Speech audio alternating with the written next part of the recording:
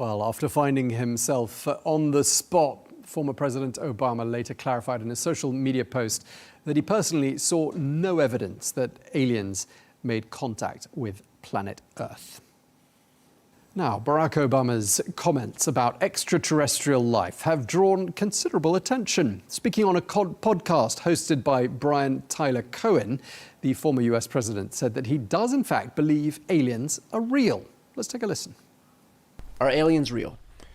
They're real, but I haven't seen them, and they're not being kept in, what is it? Area 51? Area 51. There's no underground facility, unless there's this enormous conspiracy, and they hid it from the President of the United States. What was the first question you wanted answered when you became president? Where are the aliens? Where are the aliens? Well, for more on this, we're joined now by Nick Pope, who is the former head of the British government's UFO project, now based in the United States, and he joins us from Arizona. Mr. Pope, thank you very much indeed for joining us. What President Obama, former president of the United States, said must be music to the ears of UFO enthusiasts. He says aliens are real. Now, you've written a piece in the British newspaper, The Daily Telegraph, today. It sounds as though you might agree with President Obama.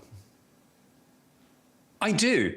Having looked at this subject from inside government, I'm convinced that while most of these sightings turn out to be misidentifications, there has consistently over the years been a statistically significant proportion of these things that, frankly, for want of a better word, are real, as the president said. So yes, I agree with him, and I think large parts of the population are coming round to agree too, as we've got hearings in Congress, pilots coming forward saying they've seen these things, and intelligence community personnel talking about how they've studied all this. Have you personally seen anything that persuades you that extraterrestrials, aliens, whatever you want to call them, are real? I have not seen a UFO myself, but having investigated literally hundreds of cases for the British government and having seen some of the data that the US government has in terms of forward-looking infrared films of these things, photographs, documents, testimony from pilots and radar operators, that's what convinces me. But I've yet to see one up close and personal. Nick, what's the most convincing testimony you've ever heard or read? I think it was a case we had actually before my time, but December 1980 in the Ministry of Defense, there was a case called the Rendlesham Forest incident, and a craft actually landed and there were indentations in the ground. After this thing was on the ground for about 20, 30 minutes. Later on, they took radioactivity levels, and government scientists assessed that this was significantly higher than the average background. And all this is clearly documented in declassified government files, which are now freely available at the National Archives. Okay, I mean, it was interesting listening, going back to President Obama, what he said after he said he thought aliens were real, because he seemed to backtrack a little bit. And people have been reading into that, well, whatever they want to read, but some are saying perhaps he gave away a bit too much. What do you read into his backtracking? Yes, I've heard that, and it was very strange, I have to say. Look, here's a former two-term president who's used to dealing with media broadcasters at the A-list level. I mean, this is no disrespect, but this was a YouTube podcast, and now he's circling back and saying, let me clarify my remarks. Now, that seems a little odd. Former presidents don't often do that. They don't feel the need. So it's very strange. And as you say, it has given rise to a lot of speculation that maybe he went a little too far. Maybe he felt he went too far. Maybe somebody else said that he went a little too far. Who knows?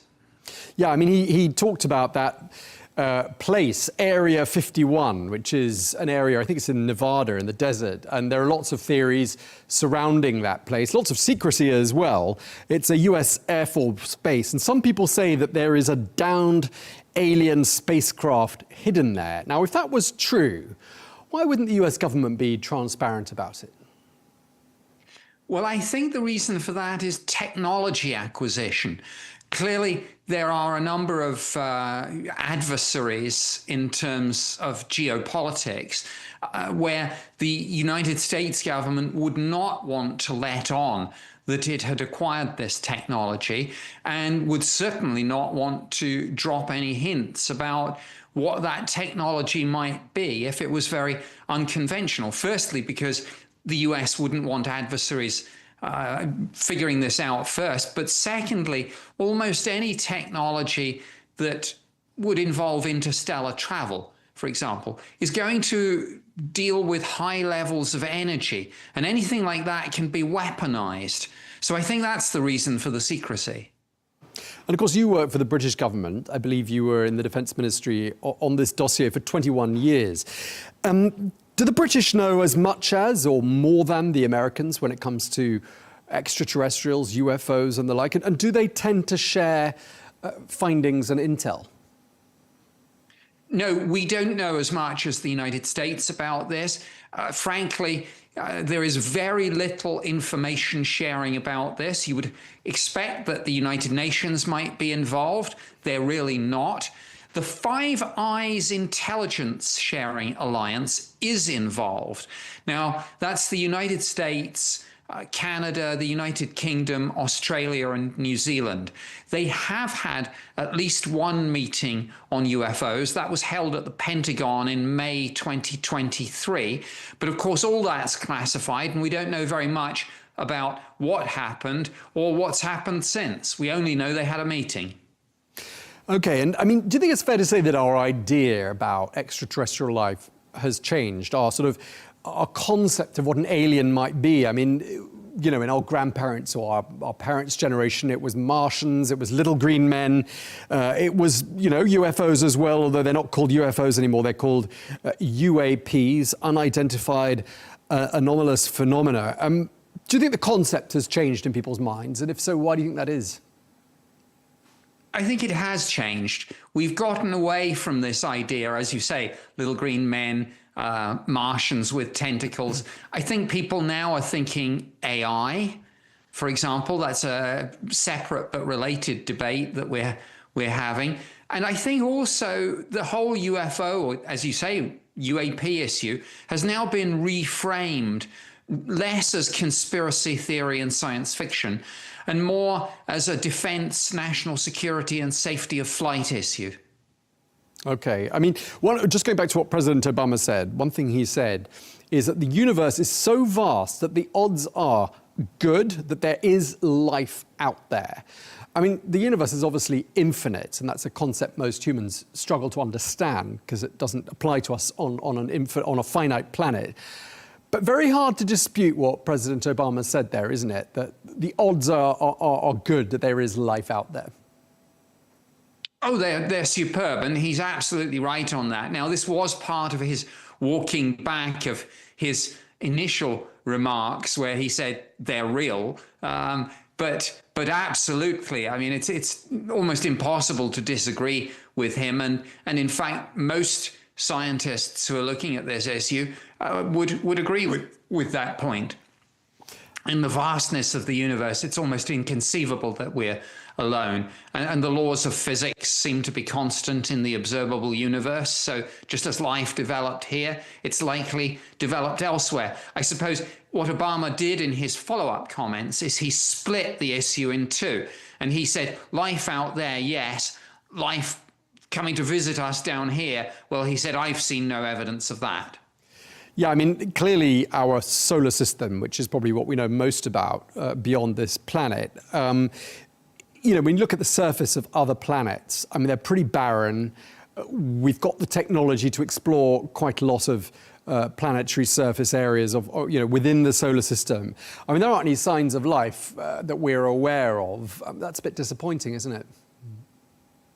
It is. We might find primitive, basic, probably just microbial life on Mars or Europa or Enceladus within our own solar system, but we're not going to find any advanced life, and we're certainly not going to find any other civilizations in our solar system. That's going to be planets orbiting other stars, and that's so far away from us. We're not even close. Our fastest space probes would take about 75,000 years to get to the next nearest star aside from our own sun. So we are a long way from being able to get there. Now, whether other civilizations out there with a head start on us might be able to get here, I hope so.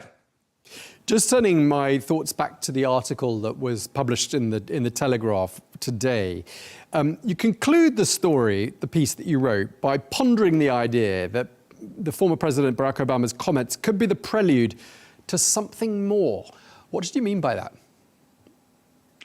Well, I'm conscious that the 250th anniversary of the United States is coming up this summer, and President Trump is certainly not one who's shy from seeking a big spectacle and publicity and cementing his legacy for all eternity. And what better way, if he really is sitting on some bombshell information here, what better way than being the president who makes the official announcement and broadcasting live from the Oval Office on that 250th anniversary on 4th of July maybe, and saying, my fellow Americans, people of the world, we are not alone. That would be a speech that would be remembered for the rest of time. Wow. Well, we'll have to wait another, 5 months or so to find out whether that speech is in the offing or not. But just to summarize, would you say that former President Barack Obama's comments and his subsequent backtracking, do you think the backtracking did more to fuel or more to dispel theories about his knowledge of extraterrestrial life?